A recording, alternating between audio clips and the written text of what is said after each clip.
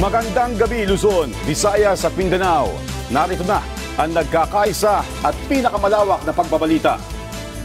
Sa pangunguna ng Presidential Communications Office na kinabibilangan ng Philippine Information Agency, Philippine News Agency, Presidential Broadcast Service, IBC at PTV.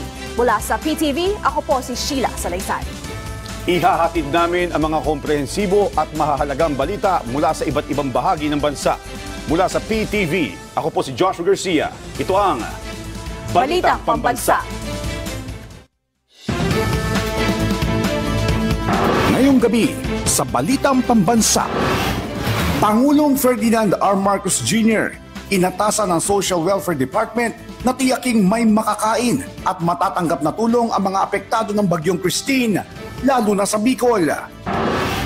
Kaliwat kanang tulong para sa Bicol mula sa iba't ibang ahensya at kagawaran ng Marcos Administration, puspusa na.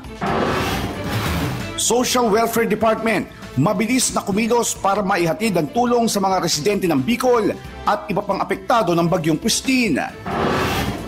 At Social Security System, handang tumanggap ng loan applications mula sa mga miyembro na sinalanta ng Bagyong Christine. Una po sa ating mga balita, pinasisiguro ni Pangulong Ferdinand R. Marcos Jr. na mahahatiran ng sapat na pagkain ang mga sinalanta ng Bagyong Christine. Pero ang DSWD nakahanda na bago pa man pumasok ang bagyo. Yan ang Balitang Pambansa ni Kenneth Pasyente. Walang dapat magutom. Isa yan sa naging direktiba ni Pangulong Ferdinand R. Marcos Jr. sa DSWD sa harap ng pananalasa ng Bagyong Christine. Ayon kay DSWD Secretary Rex Gatchalian, hindi lang pamamahagi ng tulong at rescue operations ang nais patutukan ng punong ehekutibo. Pinatitiyak din ng Pangulo na dapat ay may sapat na pagkain ng mga apektado ng bagyo. Makakaasa ho kayo na tuloy-tuloy po yan ang ating instruction ng ating mahal na Pangulo na walang pamilya o walang biktima ng kalamidad na to na magugutom. Kaya tiniyak din ng DSWD na sapat ang supply ng tulong sa harap ng walang patid na pag-aksyon ng pamahalaan sa epekto ng bagyo. Katunayan, bago pa man pumasok ang bagyo, nakapreposition na raw ang humigit kumulang 170,000 na family food packs o FFPs sa Bicol. 121,000 pa ang natitira at hindi na raw hihintayin pa na maubos ang supply, kaya patungo na sa kabikulan ang karagdagan pang 100,000 family food packs. Bago natin naramdaman yung epekto ng Bagyong Christine, ang national stockpile natin, ito yung mga family food packs na nakakalat sa lahat ng mga warehouses natin sa buong bansa, nasa kulang-kulang 2 million pieces. Ngayong umaga, I don't know if they can just flash the data, meron tayong 1.98 to 600 million family food packs. Nabawasan mula kahapon hanggang ngayon kasi nagre-release na tayo. So we're ready. Sa katunayan, kausap ko kahapon si Mayor Legacion. The day before, kausap ko si Congressman El Rey Villafuerte. Kausap ko rin kahapon ng ating acting governor ng Albay, si Vice Governor Glenda. At ang assurance namin sa kanila, bagamat sila ang first line of defense, ang local government units, handang-handa ang pamalang nasyonal na i-augment o dagdagan ang kanilang mga supply. Kasado na rin daw ang ibibigay na tulong sa mga apektadong individual oras na makalabas na ng bansa ang Bagyong Christine. Once mapasok na ng mga residente yung kanilang mga bahay after the storm at ma-realize nila yung extent ng damage, papasok ulit ang DSWD to extend financial assistance together with DSUD naman to repair, rehabilitate yung kanilang mga tahanan at ari-arian na maaring napinsala. Sakali namang pumasok sa Philippine Area of Responsibility ang namumuong sama ng panahon sa Mindanao, giit ng DSWD, handa sila para rito. We have stockpiles also in Mindanao and Eastern Visayas. Later on, we can share with you the graph that we pulled out a while ago. Those remain intact. And we continuously produce goods out of our Cebu Processing Center. Kung matatanda natin, dalawa kasi yung repacking center ng bansa. Nasa Pasay yung tinatawag naming National Resource Center at nasa Visayas, nasa Cebu naman yung para sa Visayas and Mindanao. There are plans, part of the anticipatory action, to build one starting next year. The third one na ilalagay naman natin sa Caraga, nasa Butuan. That will serve the Mindanao and the eastern seaboard ng Visayas, Mindanao that's very prone to typhoon. Ang OCD naman on red alert na para mas mabilis ang pag-aksyon sa bagyo. Pinaplansya na rin daw ang mga kinakailangang rubber boat sa Bicol, partikular sa Naga, lalo't prioridad din ng pamahalaan ng rescue operations. Iginiit naman ng OCD na sapat ang resources pero hamon pa rin ngayon ang taas ng baha sa ilang lugar. Kaya giit ng OCD na deploy na ang ilang equipment mula sa Southern Luzon Command ng AFP para mag-augment sa mga operasyong isinasagawa ng mga lokal na pamahalaan. As we speak po, kinokolekta na po yung mga commitment din ni Secretary Teodoro through the J3 po. In fact, nakita ko na po yung listahan ng mga equipment. Meron din po tayong 17 na air assets, no, na naka-preposition sa Villamor, naka-preposition sa Cebu, which are readily deployable, weather permitting, kasi we have to be sure din po that our pilots, our assets are safe. And yan po ay commitment, and we are going to keep it. And as we speak po, nagdumadating na rin yung tulong sa Bicol. Una, sabi ko nga, yung galing sa Solcom, which is the area command nearest, yung jurisdiction niya po yung Bicol, and Region 8, which is the nearby region from Tacloban. Mula sa PTV, Kenneth Pasyente, Balitang Pambansa. Samantala, handa ring umalalay ang mga rescue unit mula sa Eastern Visayas sa mga nasalanta ng bagyo sa Kabikulan. Yan naman ang Balitang Pambansa ni Sally Althea. Pamahalaan patuloy sa pamamahagi ng tulong sa mga naapektuhan ng Bagyong Christine sa Bicol. Mahigit 20 milyong piso ang kabuang halaga ng tulong ng pamahalaan na naipamahagi na sa 345,548 na pamilya o 1,669,507 katao na apektado ng Bagyong Christine sa Bicol Region. Ayon sa ulat ng Office of the Civil Defense Region 5, aabot na sa 20 million peso ang kabuang halaga ng family food packs na natanggap ng mga apektadong pamilya mula sa Department of Social Welfare and Development Field Office 5. Nasa 274,000 pesos naman ang halaga ng packed hot meals na naipamahagi sa pamahalang lokal ng Catanduanes at Piudoran sa Albay at iba pang nangangailangan ng tulong. Unti-unti namang humuhupa ang tubig sa ilan sa mga binahang lugar dito, subalit may mga nananatili pa rin sa mga evacuation centers. Mahigit sa 47,000 na pamilya o higit 183,000 na mga individual ang kasalukuyang nananatili sa mahigit 4,000 na mga evacuation centers sa 6 na probinsya ng Bicol. Pinakamarami sa probinsya ng Albay at Camarines Sur kung saan nag-iwan ang Bagyong Christine ng matinding pagbaha.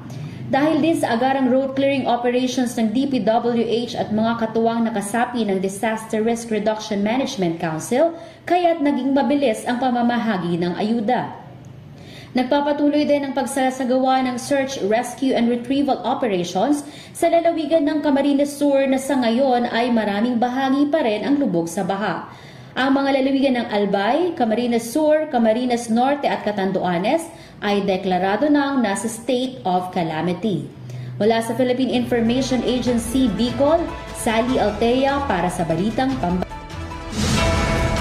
Pilipinas, mayroon pong mahalagang anunsyo ang ating pamahalaan ngayong gabi na ihahatid po ni DILG Secretary John Vic Remulla hinggil po sa mga panibagong instruction ng Pangulong Ferdinand R. Marcos Jr. sa pagtulong at pagresponde sa ating mga naapektuhang kababayan, bunsod pa rin ng pananalasa ng Bagyong Christine. Magandang gabi po, Secretary.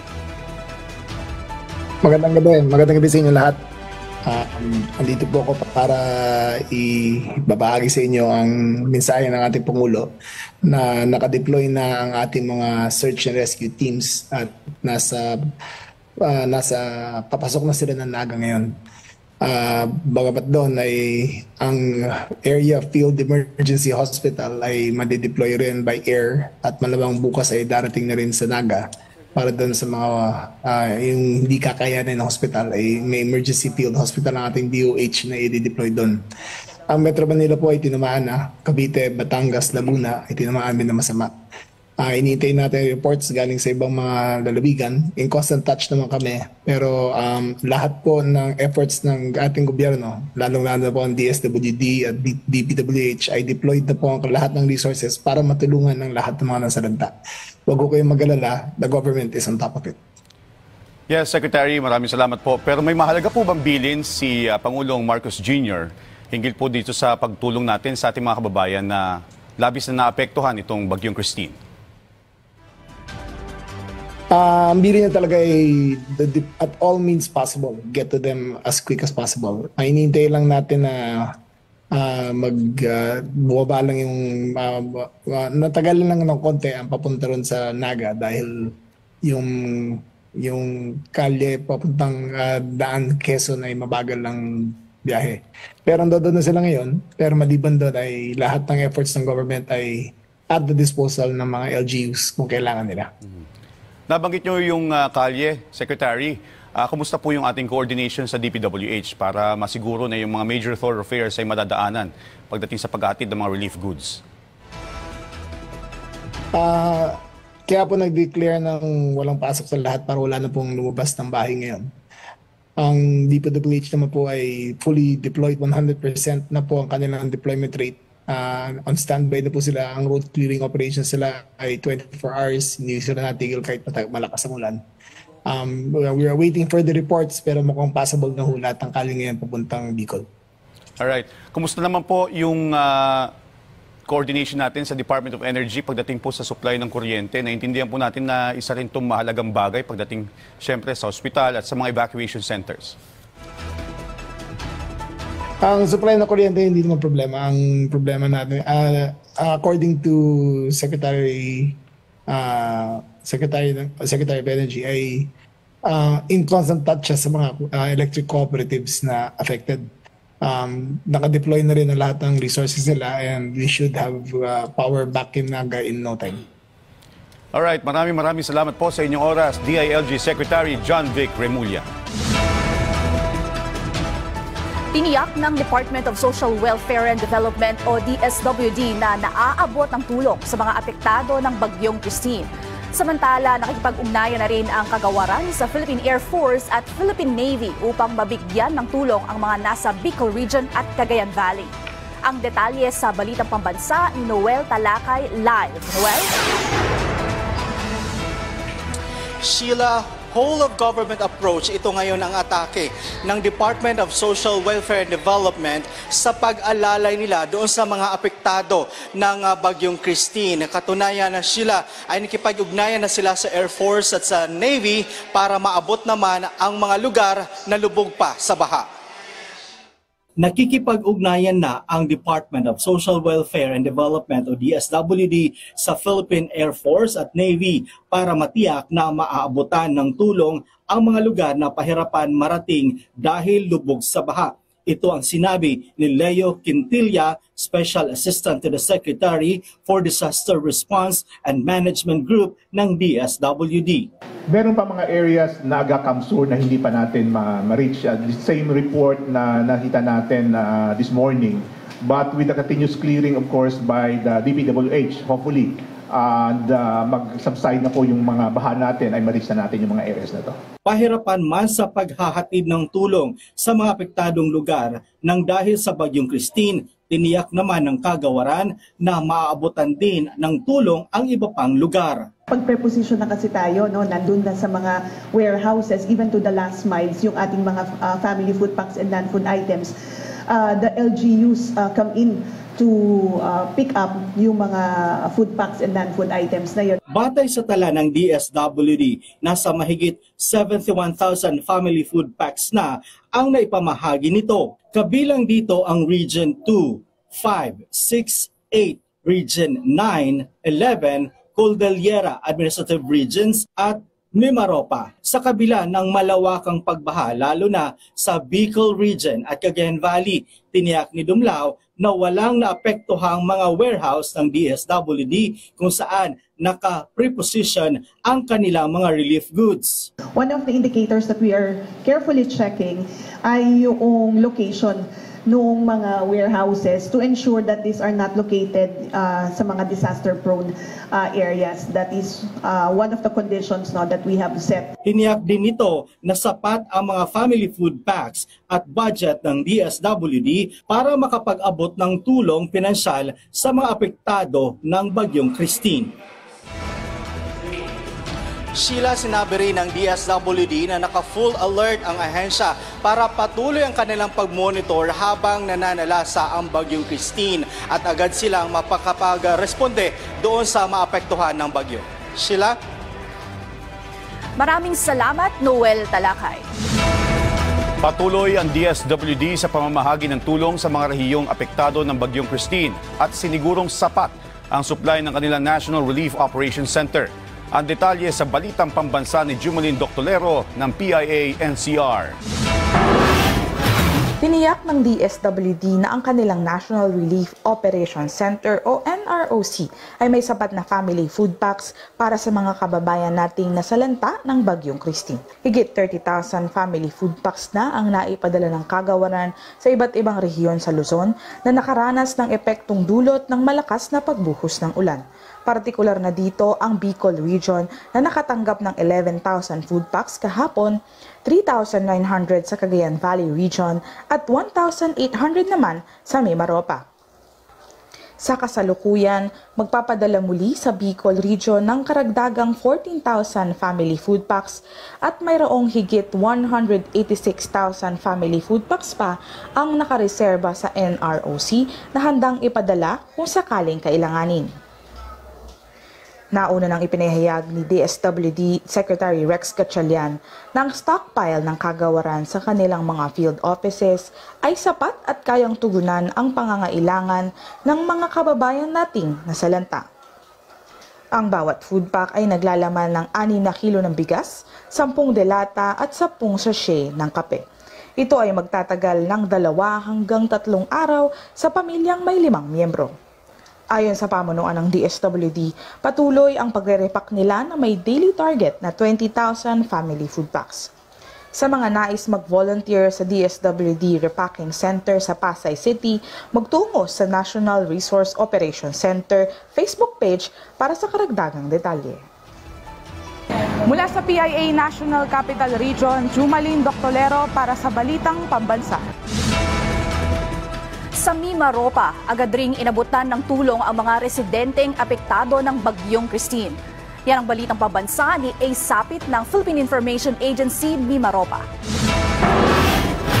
Maagang nagpaabot ng mga tulong at ayuda ang Department of Social Welfare and Development Mimaropa sa mga naapektuhan ng Bagyong Christine sa rehiyon. May 1,500 food packs na ang ipinamahagi ng DSWD sa mga naapektuhan ng pagbaha dulot ng masamang panahon sa bayan ng Socorro sa Oriental Mindoro. Sa buong probinsya, umabot na sa 3,623 na pamilya ang nabigyan ng ayuda ng ahensya. Kahapon ay namahagi na rin ng food packs ang DSWD sa mga inilikas na mga pamilya sa bayan ng Magdiwang, San Fernando at San Agustin sa Romblon at sa 862 na pamilyang apektado sa Buena Vista sa lalawigan ng Marinduque. Sa huling tala ng DSWD Mimaropa, aabot sa 8,563 na pamilya ang apektado ng bagyo sa mga probinsya ng Oriental Mindoro, Romblon at Marinduque. Ang 1,744 na pamilya naman sa mga ito ay pansamantalang nananatili sa evacuation centers, habang ang 462 na pamilya ay nananatili naman sa kanilang mga kamag-anak. Ayon sa DSWD, nakahanda ang mahigit 103,000 na family food packs sa iba't ibang warehouse ng ahensya sa iba't ibang probinsya sa rehiyon at anumang oras ay handa itong ilabas kung kakailanganin ng mga lokal na pamahalaan para sa ayuda ng mga naapektuhan ng bagyo sa rehiyon.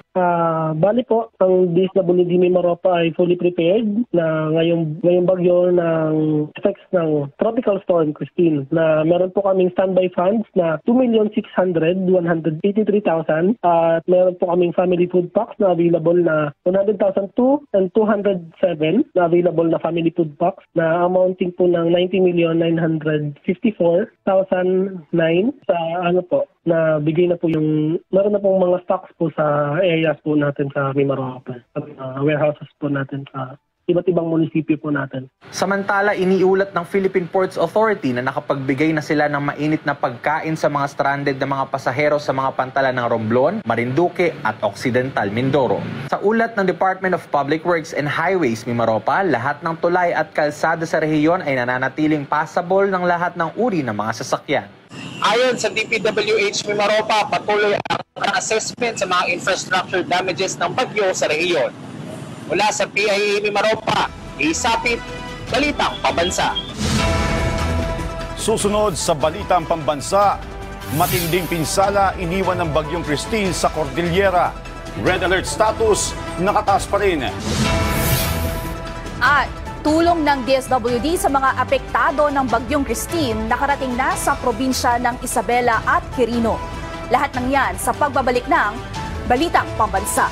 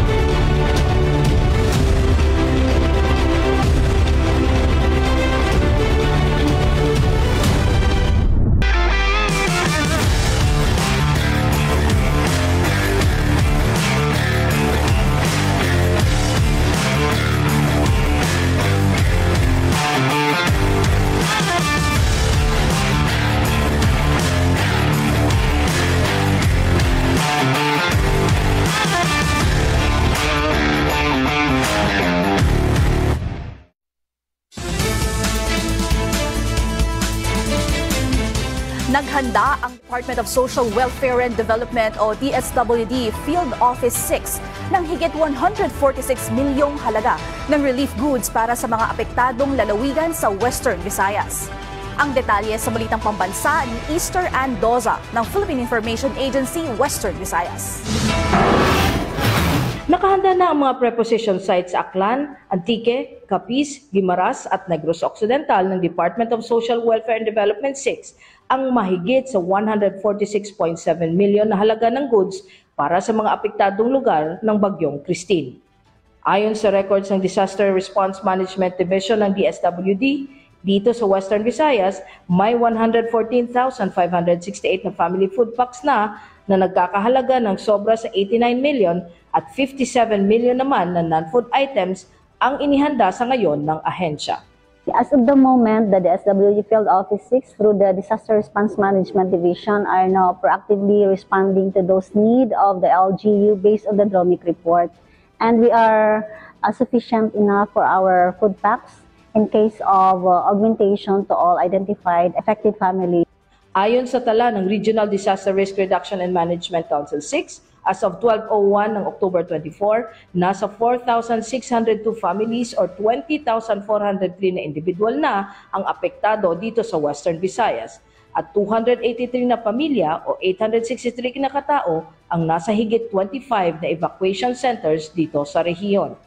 May naitala na 45 damaged houses sa Aklan, Capiz at Iloilo kasama ang Negros Occidental kung saan nakaranas din ng mga pagbaha ang mga syudad ng Bacolod, Sipalay, Bago at Cadiz. Sa Cadiz City, pinangunahan ng City DRRMO ang patuloy na pagsasagawa ng clearing operation sa mga apektadong lugar upang mapasiguro ang kaligtasan ng mga residente dito.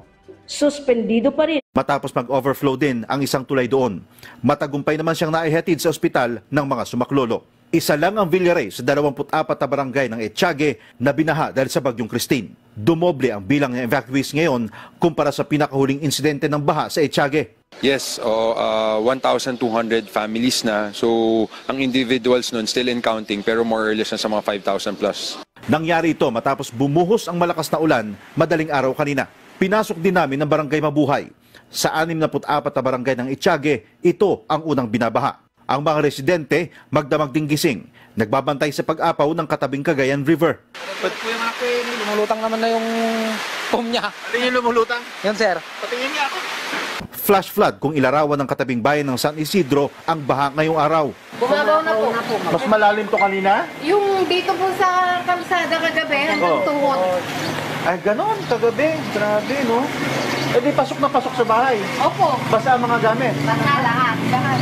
Bagamat malayo sila sa ilog, naipon naman ng tubig ulan sa kanilang mga palayan.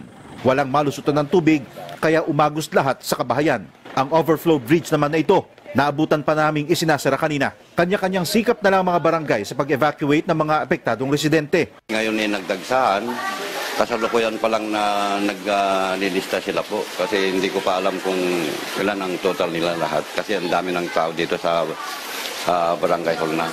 Sa report ng PDRRMC Isabela, 29 sa 34 na bayan at lungsod ng probinsya ang nakaranas ng pagbaha.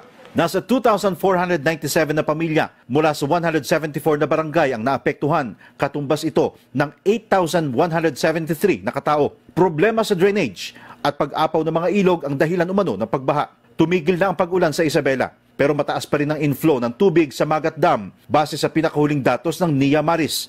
Kailangan daw pag-aralang mabuti kung gaano karaming tubig ang kailangang pakawalan para hindi lumaki ang tubig sa Cagayan River kung saan ito bumabagsak. Patuloy naman ang monitoring ng water level sa Ilog Cagayan. Double time na rin ang relief operations. Nagtulong-tulong na mga LGU at Philippine Army para abutin ang mga apektadong lugar sa probinsya ng Isabela.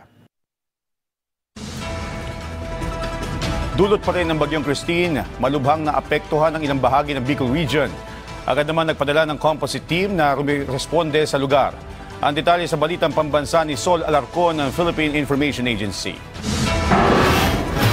Ipinadala na ng gobyerno sa pangunguna ng Office of Civil Defense ang Interagency Response Team mula Eastern Visayas na magre-responde sa Bicol Region na lubhang napinsala ng Bagyong Christine. Ito ay sa kabila na ang Region 8 ay dinaanan din ng Bagyong Christine. Ayon kay OCD 8 Regional Director Lord Byron Toricarion, kaninang umaga umalis ang aabot 220 personnel pagkatapos ng isang send-off ceremony sa Camcang Leon, Palo, Leyte. Dala ng mga responders ang iba't ibang equipment at mga gamit tulad ng mobile response vehicle, aluminum boats, speedboats, rubber boats at iba pa. We will be sending around a 200 to 220 strong contingent to Bicol. This will be a composite contingent coming from the PNP, the AFP, disaster unit natin who have volunteered their equipment and their personnel, especially yung Ormoc po natin, Dulag, Abuyog, Tacloban City, and Catarman. We'll be sending equipment also. Kasama rin sa trained water search rescue, mountain search and rescue, and equipped with mga gamit na makikita nyo. Mula rito sa Philippine Information Agency Eastern Visayas, Sol Alarcon para sa Balitang Pambansa. Matinding pinsala rin ang iniwan ng Bagyong Christine sa Cordillera. Nakataas pa rin sa red alert status ang Cordillera Regional Disaster Risk Reduction Management Council. Alamin natin ang detalye sa Balitang Pambansa ni Jodel Tomoldon ng PTV Cordillera. Aabot na sa higit 800 pamilya o halos 3,000 katao mula sa 77 barangay sa Abra, Apayao, Benguet, Ifugao, Kalinga at Mountain Province ang apektado sa pananalasa ng Bagyong Christine sa Cordillera. 31 kabahayan ang partially damaged. Nakapreposition ng mahigit 108 milyong halaga ng food at non-food items sa iba't ibang lalawigan, kaya mabilis ang pagbibigay ng kaukulang tulong. Tiniyak ang kahandaan ng mga evacuation center upang maasikaso ang mga apektadong residente. We have a total of food packs na 67,000, kaya marami po tayong available na food items. These are spread out throughout the other provinces na ready to be accessed ng ating mga LGUs in case they need augmentation. Kahit pa dumaan ng Bagyong Christine sa Cordillera, naka-red alert pa rin ang Cordillera Regional Disaster Risk Reduction Management Council. Ayon sa ahensya, pangunahing naitala sa rehiyon ng pagbaha at pagguho ng lupa. 5 national road sections ang hindi madaanan dahil sa soil at slope collapse, road slip, high water level. Kabilang dito ang Claveria to Calanasan, to Cabugao Road, Apayao, to Ilocos Norte Road at ang Mountain Province to Cagayan via Tabuc-Enrile Road. Nakamonitor pa rin tayo, lahat ng mga local DRM councils natin ay nakatutok, tinutukan yung epekto ng itong Typhoon Christine. Suspindido rin ng mga tourism activities at mining activities sa Itogon, Benguet. Nagpatrolya ngayong araw ang nagsanib na puwersa ng PNP, barangay officials at MDRRMC sa mga small-scale mining area upang matiyak na tumatalima ang mga residente. Usapan namin sa mga presidente po ng small scale na pag may typhoon, wala sanang papasok. Kasi alam nila, pag may nangyari yun, hindi lang sila ang nakuha, pati kaming mga opisyal. Kaya nakikiusap kami sa kanila lahat. Nagsasagawa naman ng search and rescue operation sa 60 anyos na lalaki na pinapaniwala ang inanod sa ilog sa Sabangan Mountain Province.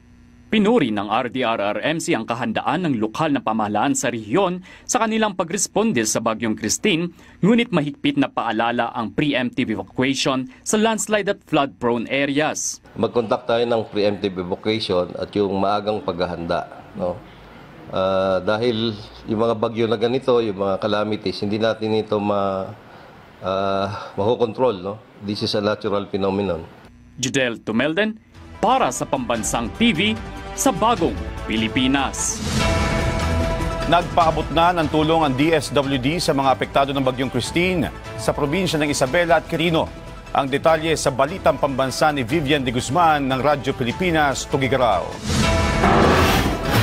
Pagputok ng liwanag kaninang umaga, itinuloy na ng action teams ng DSWD ang pamamahagi ng relief items, kapwa food at non-food items sa mga apektado ng Bagyong Christine sa mga bayan ng Divilacan, San Agustin, Gamo, City of Ilagan, at iba pang bayan na apektado ng bagyo sa Cabanatuan, bayan ng Quirino, Roxas, Jones, Pawang sa lalawigan ng Isabela at Madela at Saguday sa Quirino Province. Kahapon pa sila nagsimulang magkaloob ng tulong. Ang mga bayan na ito ay bahagi sa kabuang bilang ng apektado ng bagyo sa Isabela na 822 families mula sa 77 barangay sa 34 na bayan. Sa Quirino naman ay mayroong 156 na pamilyang apektado sa 11 barangay ng 6 nitong bayan. Ayon kay DSWD Director Lucy Alan, kabuang 121 family food packs at 110 na humanitarian assistance o non-food items ang naibigay sa Divilacan, Cabanatuan, Quirino, Roxas at Jones. Mayroon ding 26 na family food packs at 6 na kagamitan ang naihatid sa bayan ng Madela at Saguday sa probinsya ng Quirino. Yung agarang na ibigay ko natin, no? On top of the LGU na available na goods na pwede nilang ipagay, no? Sa ngayon ay nakapagbigay na rin tayo for a total of 49,443 for the hygiene kits. Ito yung mga non-food items. At saka yung sleeping kit naman, 139,443. At yung family clothing kit, ito ay nakakahalaga ng 173,059. At ito ang pinakamalaki yung family food packs. No? Ang mga ipinagkaloob ay bahagi ng mga naka-preposition na 33,800 food at non-food items sa dalawang lalawigan ng Isabela at Quirino na may halagang 30 million pesos. Mula sa DWPE, Radyo Pilipinas, Tuguegarao, Vivian de Guzman para sa Balitang Pambansa. Hindi lamang mga naapektuhan ng Bagyong Christine sa Albay ang tumanggap ng tulong mula sa DSWD, kundi ang mga lumikas dahil sa pag-alboroto ng Bulkang Mayon. Ang detalye sa Balitang Pambansa ni Gary Carl Carillo ng Radyo Pilipinas, Albay. Patuloy ang pagtiyak ng pamahalaan sa pagbibigay ng mga pangangailangan ng mga residenteng apektado ng Bagyong Christine sa lalawigan ng Albay. Namahagi ng relief assistance ang Department of Social Welfare and Development Bicol sa mga residenteng naninirahan malapit sa paanan ng Bulkang Mayon sa bayan ng Ginubatan, Albay. Tumanggap ang mga residente ng family food packs na naglalaman ng mga pangunahing pagkain at pangangailangan sa pang-araw-araw. Sa salaysay ni Kagawad Joey Opeña, hindi ito ang unang pagkakataon na natulungan sila ng pamahalaan dahil isa rin anya sila sa mga tumanggap ng tulong mula kay Pangulong Ferdinand R. Marcos Jr. noong kasagsagan ng pag-aalboroto ng Bulkang Mayon. Suporta talaga siya sa mga kalamidad. Salamat BBM sa suporta na binibigay mong ayuda.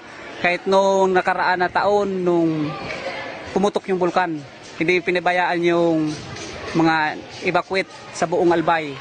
Laking tulong yung mga binibigay na pera na galing sa gobyerno. Nagpasalamat rin si Lola Lydia Nebrea dahil sa natanggap na tulong mula sa DSWD Bicol. Nagpapasalamat kami kasi nakatanggap kaming relief na dito kami sa evacuation. Di naman kami pinabayaan, okay naman kami. Tsaka si Mayor, di naman kami pinabayaan ni Mayor, okay naman. Ayon kay Ginubatan Mayor Paul Chino Garcia, nasa 520 pamilya o katumbas ng 1,166 na individual mula sa dalawang barangay na nasa 8-kilometer permanent danger zone ng Bulkang Mayon ang inilikas sa mga evacuation centers bago ang kasagsagan ng pananalasa ng Bagyong Christine. Plano din ng alkalde na magbigay ng tulong sa mga residenteng naapektuhan ng mga naganap na landslide dulot ng bagyo. Once na makita namin na talagang damage, especially yung upland barangays, doon maraming recorded na landslide. So baka kahit hindi nag-evacuate, bibigyan muna namin ng mga supplies ng pagkain. Sa ngayon, humingi na ng karagdagang relief assistance ang lokal na pamahalaan ng Ginubatan Albay sa DSWD Bicol para sa iba pang residente na naapektuhan ng bagyo. Samantala, umabot na sa mahigit 20 milyong pisong halaga ng food at non-food items ang naipamahagi na ng DSWD Bicol sa mga apektado ng Bagyong Christine sa Bicol Region. Mula sa Radyo Pilipinas Albay, Gary Carl Carillo para sa Balitang Pambansa. At dyan po nagtatapos ang 30 minutong ulat sa bawat sulok ng bansa. Samahan niyo kami muli mamayang alas 9:30 ng gabi para sa updated at pinalakas pang balitaan. Mula sa PTV, ako po si Joshua Garcia. Ito ang pinalawak na puwersa sa pangunguna ng Presidential Communications Office, kabilang ang Philippine Information Agency, Philippine News Agency, Presidential Broadcast Service, IBC at PTV. Mula sa PTV, ako naman po si Sheila Salaysay. Hatid sa inyo ang komprehensibong paghimay sa mahalagang usapin dito lang sa Balitang Pambansa.